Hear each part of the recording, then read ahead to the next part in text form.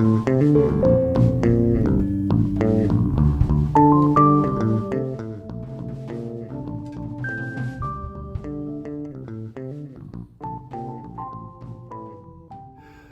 afternoon. Welcome to the November PVFF Beginners Fly Tying program. Today we're going to be teaching two flies, not just one. One of them is referred to as the Griffith Gnat and the other is a zebra midge. Now both of these flies represent various stages in the life cycle of a new category of insect or new category of artificial flies, which we have not tied or represented in previous months, and that would be the midges. But let me describe, before we get into that, what several of the terms that are often referred to for this type of fly. Sometimes they're referred to as a gnat, such as the Griffith gnat that we're going to talk about today, or they might be called, in a more biological term, a chironomid, which refers to the genus of this group of flies. And the common name that many fly fishers will use is it's a midge. I'm fishing a midge pattern today, something like that. But let me start with the term gnat. What is a gnat? A gnat is one of many species of tiny flying insects in the biological suborder called the dipterans. And dipterans means that the fly has one pair of wings, as compared with other flies, which might have two pair of wings or even three pair of wings. So thus they're classified in the same group of insects as the houseflies, which have just one pair of wings. Now gnats come in two forms, and I'm happy to say that you will enjoy knowing that the gnats, which occur in both biting and non-biting forms, the midges are the non-biting type. And so often these midges will appear in what we refer to as clouds. That's large numbers of them, so much that it almost looks like it's foggy in spots.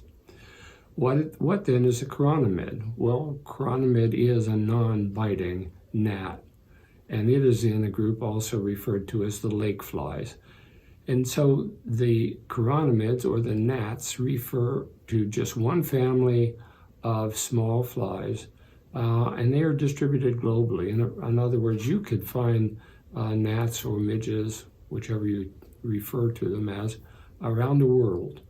And most of them, these midges, are found around ponds or streams, generally in the late afternoon and the evening. That's when they usually hatch, or you'll refer to them as swarms, because they actually produce a very low-level humming sound because there are so many of them.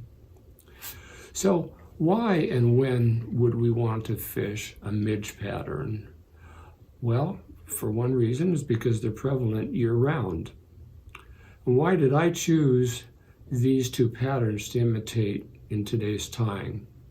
Well, for one thing, that these two patterns are most often referred to as representing the general category of insects called the midges.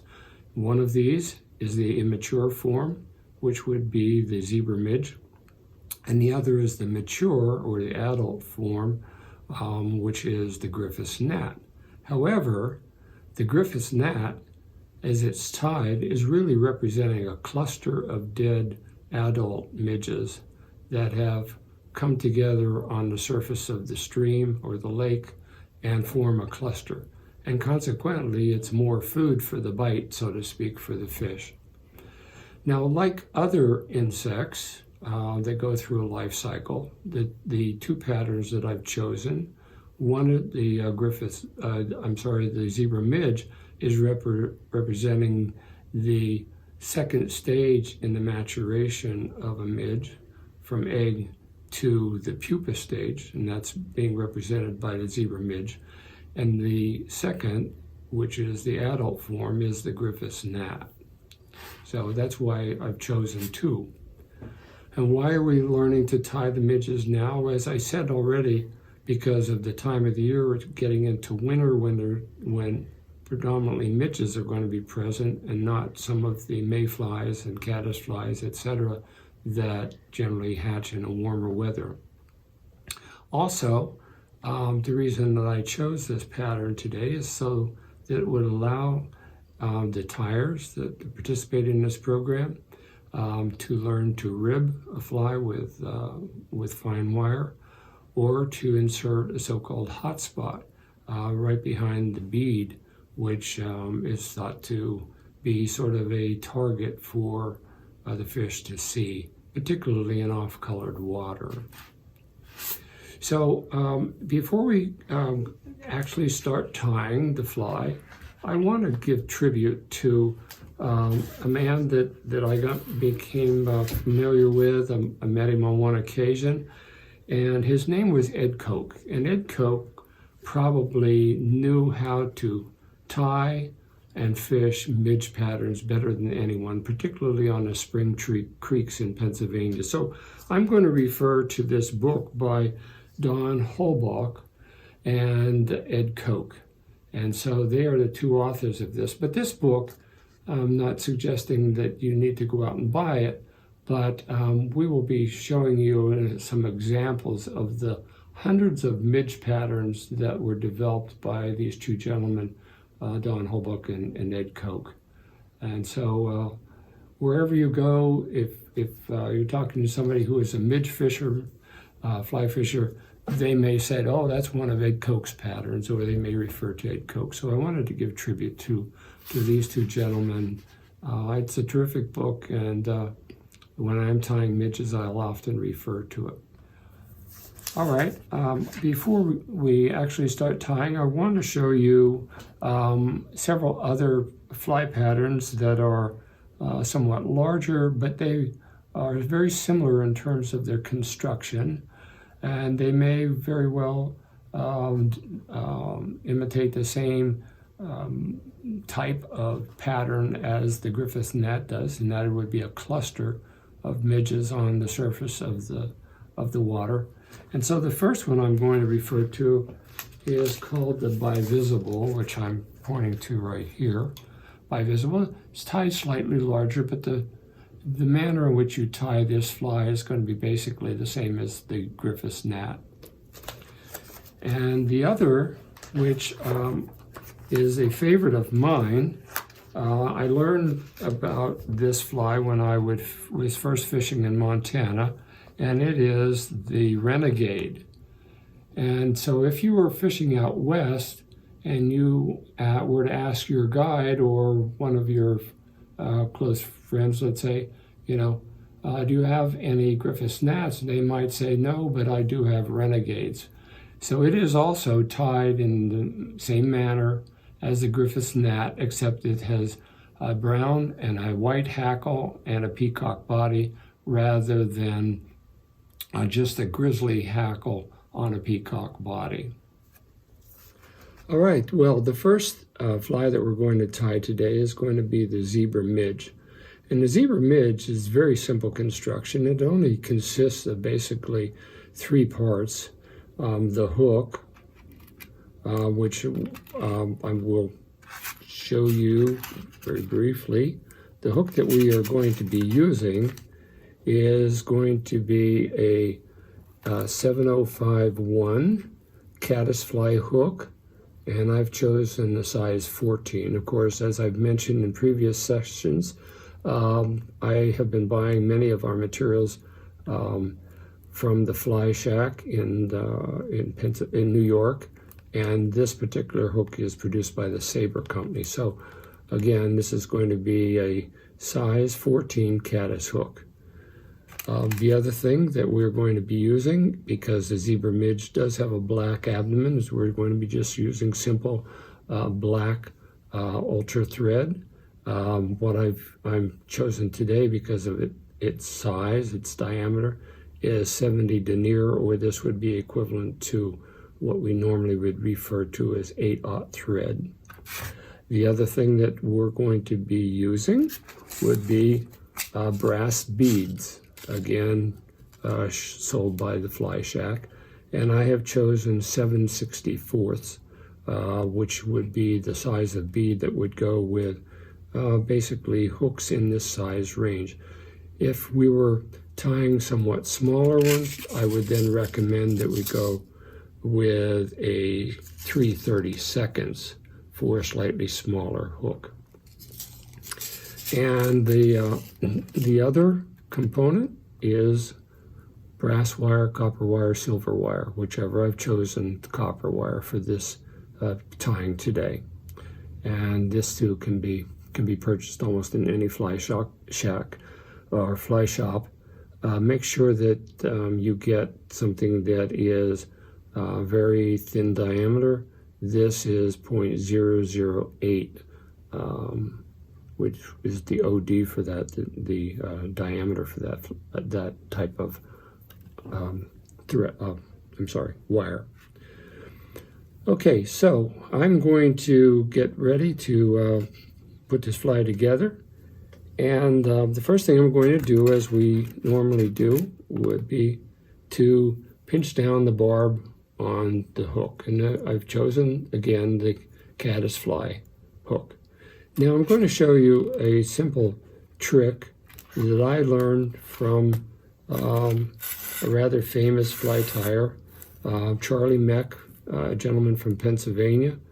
And he basically would, when he was trying to insert a bead onto a hook, so that he wouldn't have to handle it with both hands, he would simply place the bead on some tying wax, as I've done here, and then using a pair of forceps or a long-nosed needle pliers, you just simply tilt the bead up, insert the hook through the hole in the bead, and we have the bead on the fly. I'm going to insert that into the vise, tighten it down. Now notice in particular that I am putting the hook in the vise in such a manner that most of the curvature of the hook is bare. In other words, it's exposed. And the reason is because as I am tying the thread around here, which is one of the first steps, I'm going to be bringing the thread all the way around the abdomen, all the way around the bend. Now, I have selected a section of gold wire, or copper wire, which is about 2 inches long. But before I put that in, the first thing I'm going to be doing is starting the thread right behind the bead, getting that start made, advancing it a few wraps, clipping off the excess, and then I will take my copper wire, insert it just underneath the bead, and begin to wrap the thread back towards the bend of the hook. This first set of wraps is going to be right next to one another. Again, it's carrying the copper wire around the bend, further,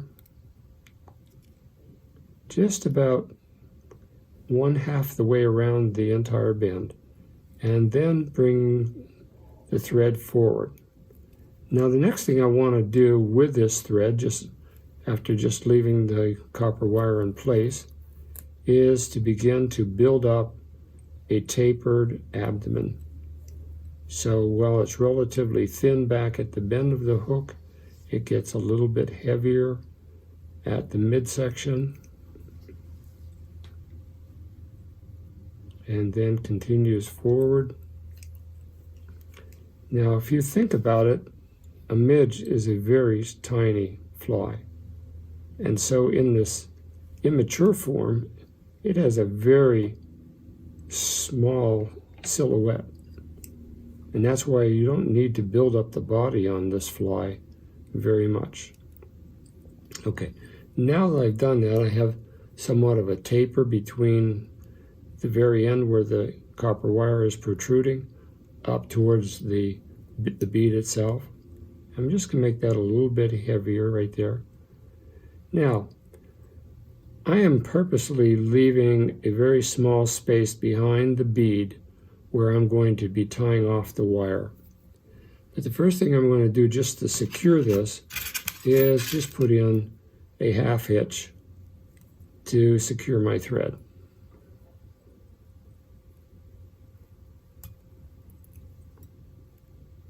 At that point, I can leave the thread hang, or I can put it over my bobbin holder like this. If you have one of these on your fly tying vise, I urge you to use it because it keeps your material sort of separated and you have less of a problem. Now, there's obviously two ways of wrapping this wire, and I don't mean clockwise or counterclockwise. I mean, you can either, if you have a rotary vise, you can use that to benefit your wrapping, but if you don't, you can wrap it by hand. So in this particular case, I'm going to just assume that you do not have a rotary vise, and I will do it by hand. Notice that I'm grasping it with a pair of fine needle nose pliers, and I'm wrapping it counterclockwise, clockwise around the shank of the hook.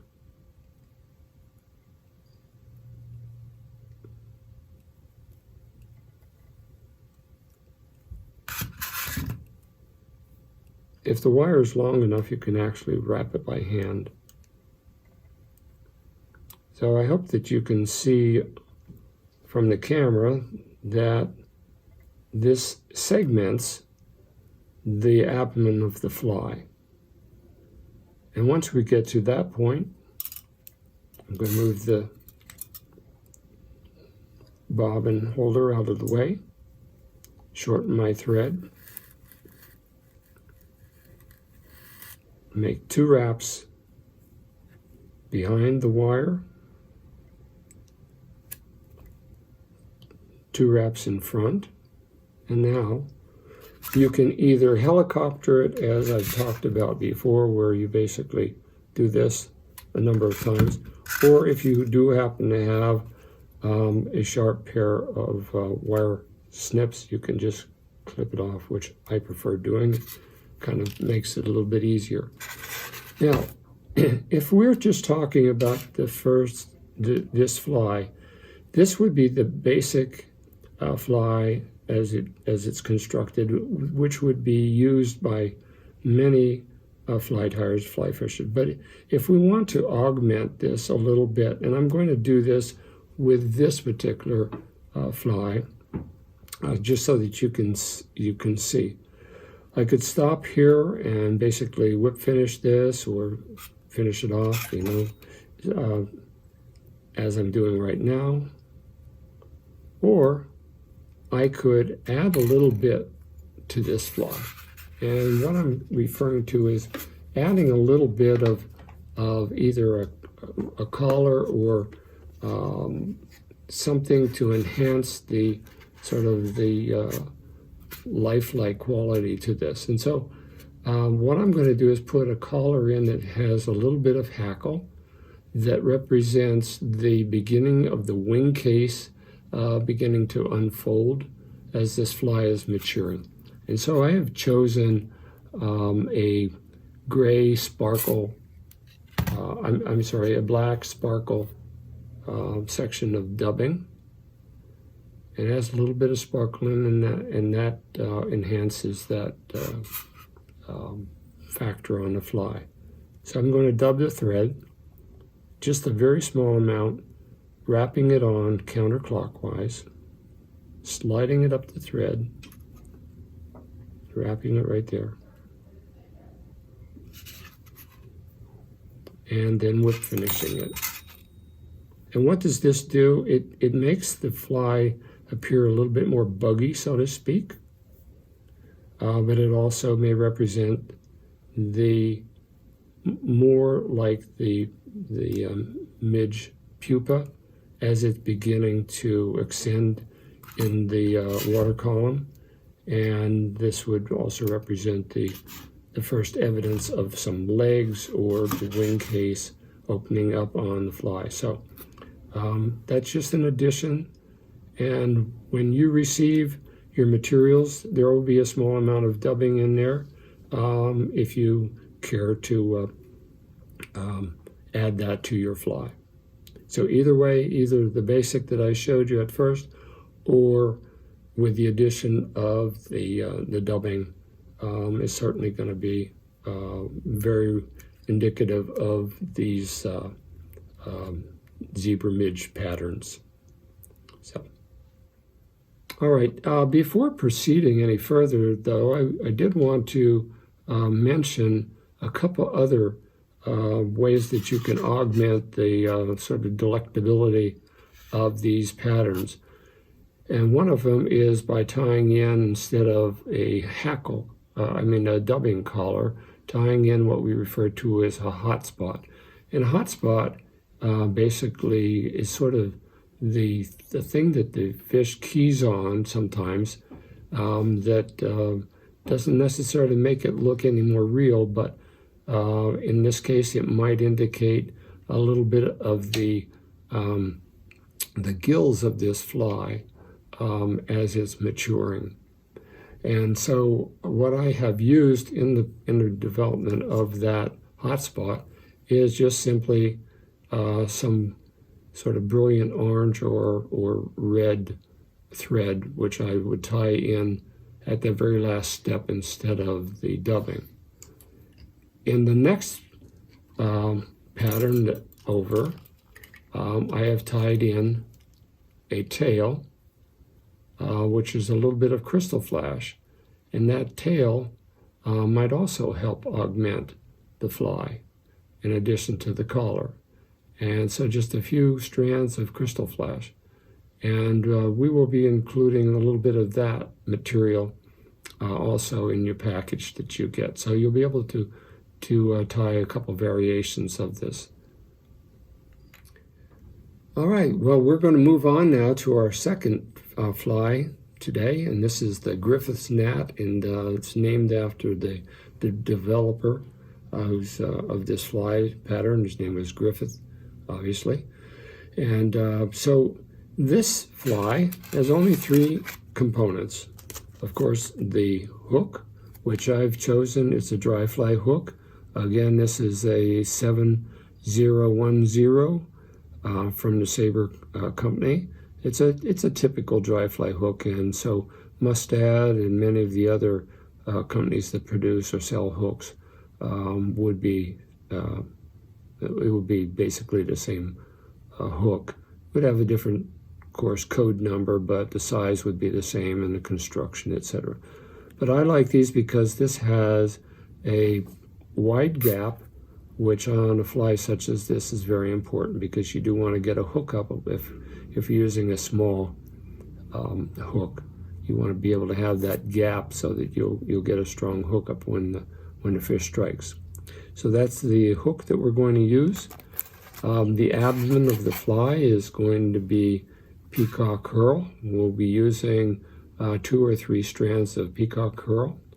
And the other material, which comprises the abdomen of the fly, is grizzly neck hackle.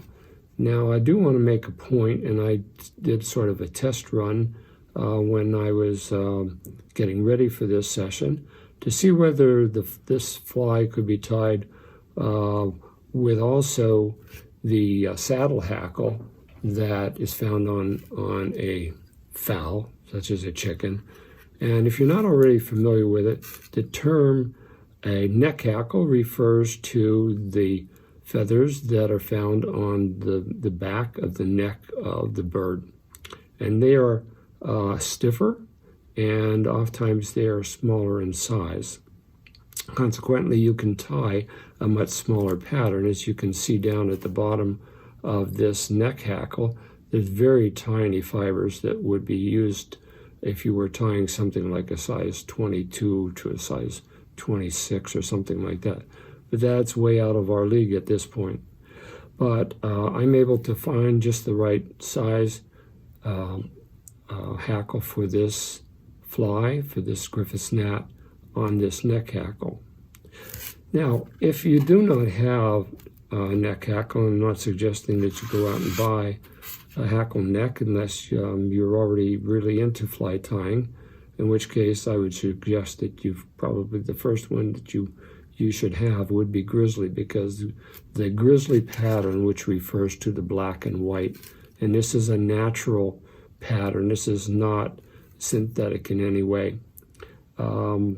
This is a very common type of hackle fiber that you're going to use for many flies, particularly for the dry flies. But if you do not have a neck, you don't want to spend that money for that, you can get a decent saddle hackle. And the saddle refers to the hackle that's found further back on the back of a chicken or fowl. And it's basically extends to the tail. As I would oftentimes show some of my class, you can just sort of picture this way, that this is the back of a chicken, and so these are the long feathers that protrude back onto the tail of the chicken.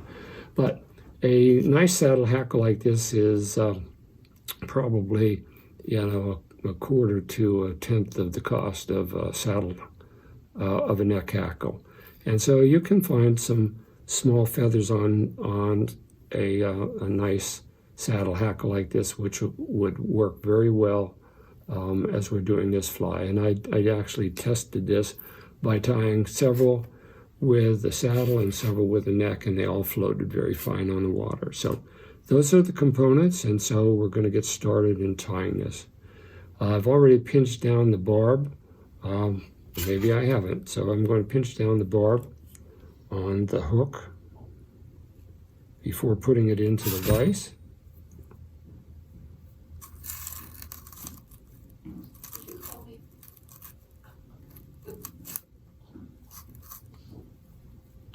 Tighten that down.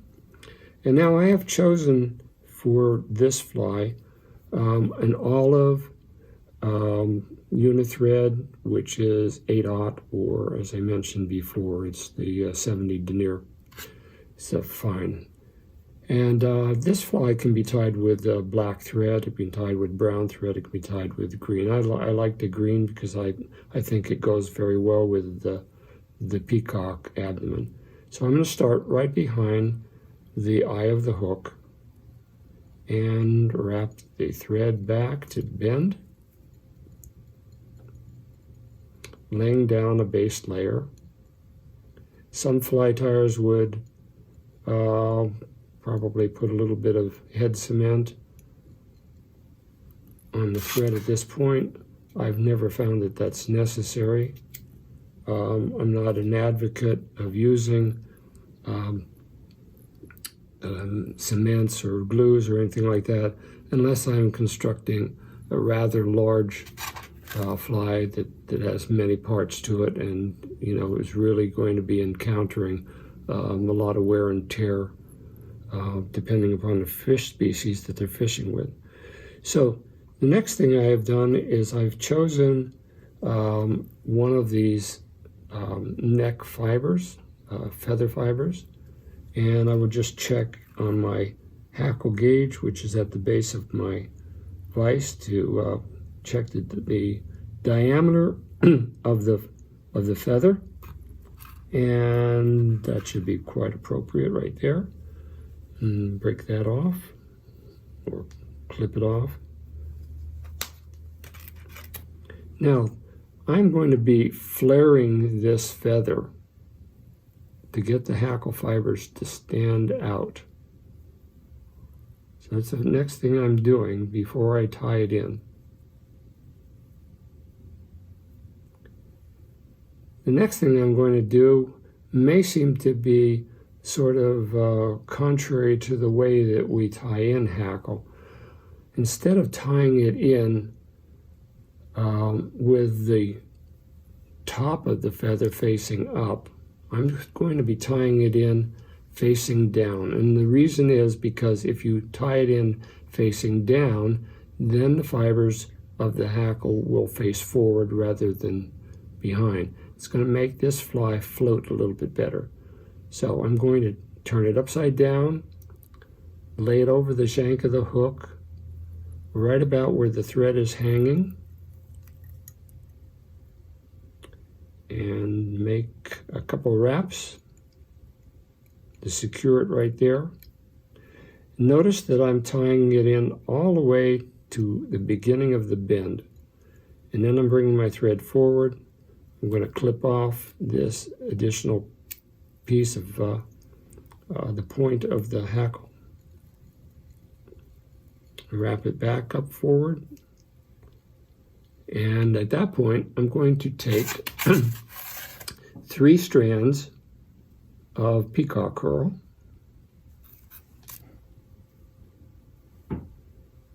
and basically I'm laying them next to one another. I'm clipping off that butt section, which is usually discolored or it's a lighter color, and I'm tying these butts in, not the tips, but I'm tying in the butts right where the thread has been hanging.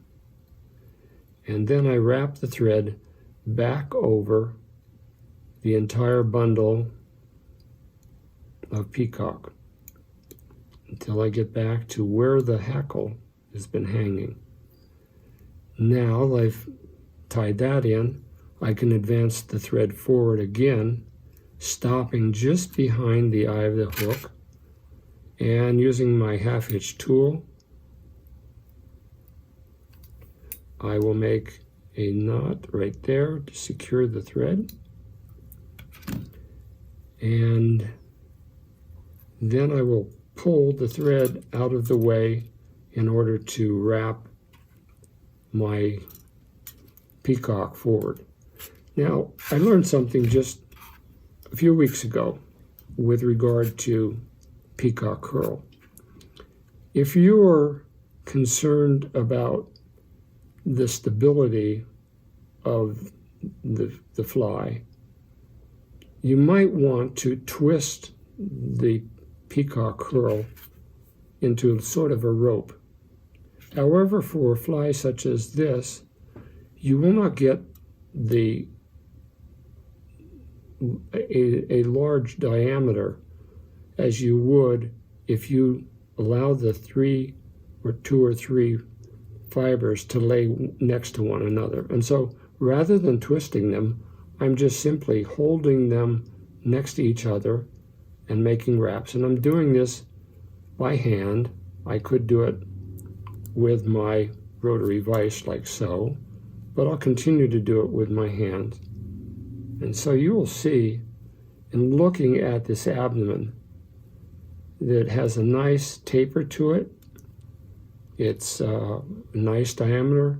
The individual little fibers are not crushed down, which is going to help with the buoyancy of this fly.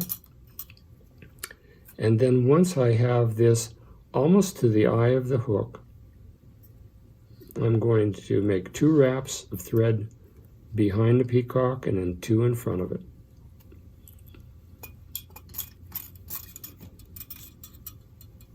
So 1, 2, 2 in front. And then, as before, some fly tyers will simply break this. I prefer to just take my fine scissors and clip it off and get a nice even head. Now, just for security, again, we'll put 1 half hitch, secure everything at that point. And again, I can pull my thread out of the way.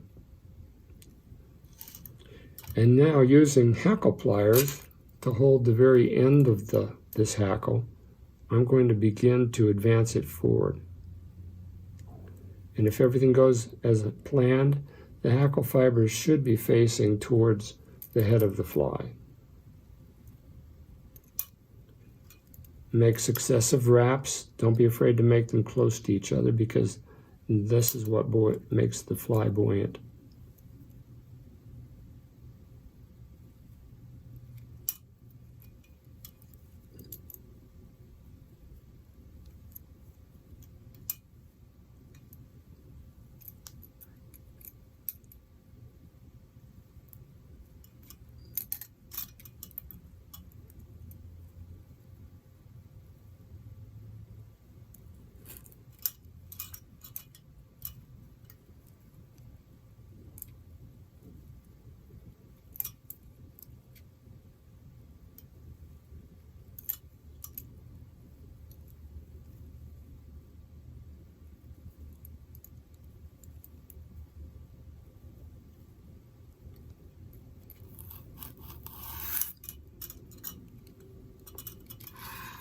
All right, now that I'm at the front of the fly, I'll do the same thing as I did previously, and that is make 2 thread wraps behind the hackle,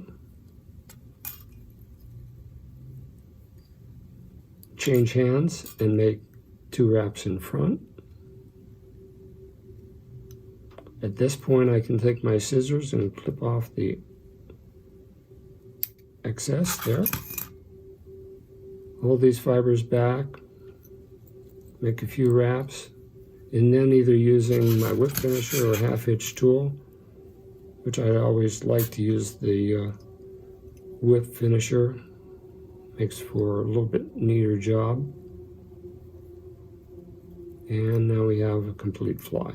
Clip the thread, trim the head off just a little bit, get rid of those few little barbs, which probably only matter to the fly tire, not so much to the fish. And we are finished with a classic Griffith's Gnat. Now, as I had mentioned earlier, with the other 2 patterns, the procedure for tying the Renegade or the other fly that I mentioned is going to be the same as tying the Griffith's Gnat. It's just several materials, and it's just the sequence of tying those in is going to be the same. So I hope that you enjoyed tying this pattern. I have found it to be very successful, and in the next few minutes I'll talk a little bit about how to fish not only the Griffith's Gnat, but also the midge that we tied a little bit earlier. Well, I hope that you've enjoyed today's tying, and I wish you the best of luck in putting these 2 patterns not only together on at your vise, at your tying table, but also that you fish them. So, as we've done in the past, I'd like to just for a few minutes talk about things such as how do we fish these midge imitations. And so I'm going to be referring a couple times to the 2 flies that we did tie tonight, the zebra midge and the Griffith's Gnat. So the first thing I'm going to say in terms of how do we fish imitations such as this, well, we can fish them in tandem, which means the leader is tied off of the bend of the first fly or off of the eye of the first fly, and then that section of leader, which might be anywhere from 12 to 18 inches long between the 2, is where you would tie on then what we refer to as the dropper fly. In this particular case, it would be the midge. Now we could also fish the nymph or the midge portion as with a strike indicator. So if you did not want to have a 2-fly rig, but you wanted to use something like a strike indicator, basically the strike indicator would be whatever distance forward from the dropper, in this case the midge, and that would be the way that you would set this. When tied with a tungsten bead rather than just a simple copper bead, these midges will sink a little bit further. Notice that there's no other weight involved. Why? Well, for a couple of reasons. First of all, it would make the fly too bulky looking and it wouldn't look natural. And secondly, because these flies are very simple, there's not much buoyancy at all to them. So just the placement of that bead at the front, particularly if it's a tungsten bead, is going to sink it down far enough. And remember, we're trying to imitate not this midge on the bottom of the stream, we're trying to imitate this midge floating towards or rising towards the surface of the body of water, whether it be a stream, lake, or river. Okay. We can also fish it in tandem with another type of floating flies, a much larger one perhaps. So for example, if I were fishing one of my favorite mayfly patterns, that would be my lead fly, and so in tandem would be the midge. That could be a stonefly, or it could be a caddisfly, or it could be a mayfly. And I've sometimes doubled up on my combinations so I find out whether the fish are actually going to take a stonefly in preference to a mayfly or a caddisfly. So use these combinations and don't be afraid to vary them. You'll find a trick that's going to turn the fish on. In most circumstances, we would fish midge patterns, as a dead drift. In other words, you're not going to be retrieving them because that's not natural. These flies are so small, as they rise to the surface, they're basically being carried along by the drift of the current. So that's the way you should fish them, as we would refer to them as a dead drift. I would often fish this combination, that is the Griffith's gnat in combination with the midge, on some of the local streams like on Big Hunting Creek, because in the wintertime there's very good hatches of gnats or these chironomids on Big Hunting Creek and many of the other local streams like that. If you are going to fish the Griffith's gnat, talking about that, if you're going to fish that alone, don't forget to what we call grease the leader. In other words, put fly floating on the leader that's going to help with the buoyancy of that Griffith's gnat. But don't make the fly floating come right up to the surface of the right close to the Griffith's gnat itself. Let it float on its own, because by application of the floatant right up close to the fly itself, the fish are going to see that because they're going to see that portion of your leader on the surface, and it's going to be giving off some sort of an iridescence, which is not going to help. So you want the Griffith's gnat to be floating on its own.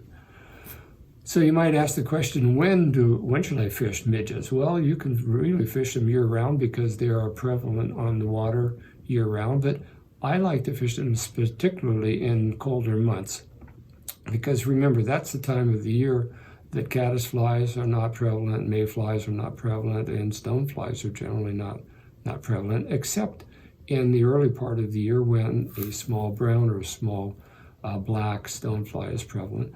And in that case, I fished the midge in combination with a small stonefly pattern that's my lead pattern, and then the small midge is representing the immature stonefly.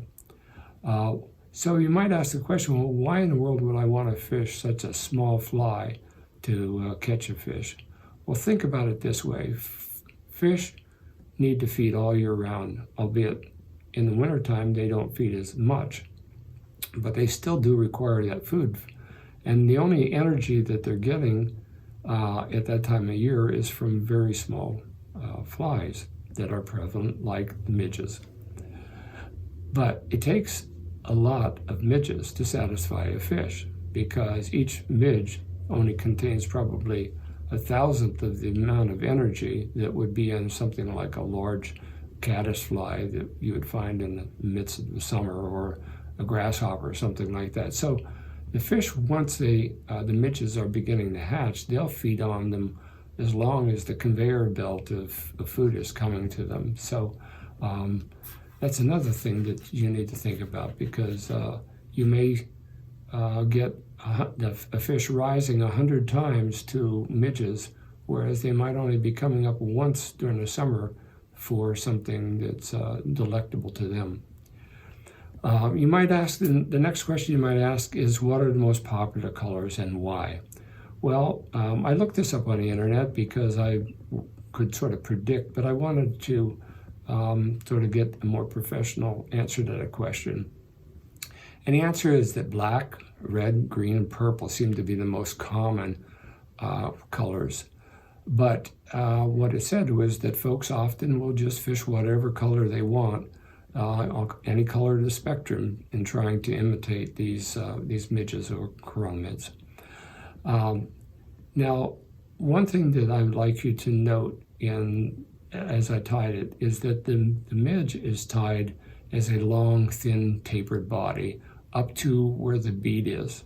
And that bead is, and what might lie just behind that bead is imitating the wing case of the fly. And in some cases, that dubbing that I put in there is actually imitating the gills or the head tuft that represents the head of the midge. So what other patterns could I recommend that are similar in design to the Griffith gnat? Well, I mentioned a little bit earlier and showed you, or will show you, the renegade, which is one of my favorite flies for fishing out west, and the bivisible, which is can be fished anywhere, and not only for trout but for other panfish and other smaller species of fish.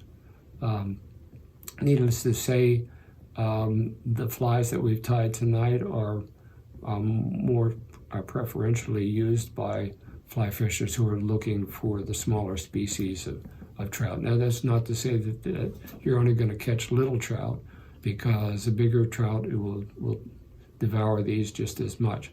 But I'm just making a contrast between fishing for largemouth bass versus fishing for trout. So I wouldn't particularly use a midge if I'm going after something like a 5-pound bass. So just a little bit of additional information that I wanted to share with you from my background in fishing with these particular patterns over the years. And I hope that you have a good time tying, and that you learn something new at every one of our sessions.